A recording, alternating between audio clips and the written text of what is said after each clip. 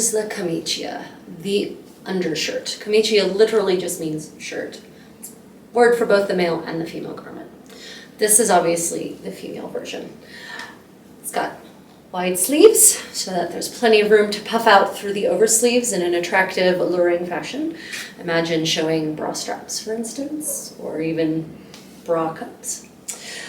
It is made of a white linen, and this is on purpose. All undergarments in this period are made of white linen because you can launder the hell out of it. You don't have to worry about color leaching out.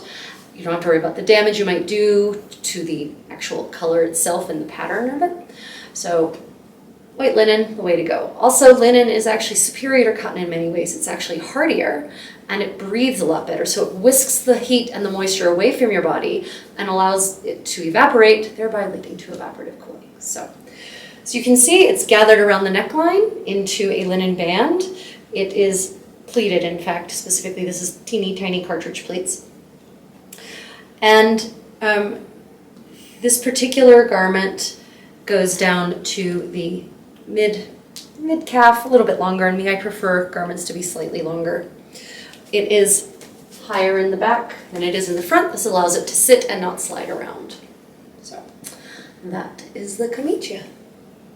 Cultural note on the camicia. So even though the outer layers of the garments were frequently actually arranged by the paterfamilias, the male head of the household, when it came to the undergarments like these, the camicia, for both men and women, it was frequently the lady of the house that either made them herself, arranged for them to be made, oversaw their making by her ladies and her daughters, and maybe her granddaughters and her nieces. And that didn't matter whether she was a middle to lower class lady or an extremely wealthy, powerful noblewoman.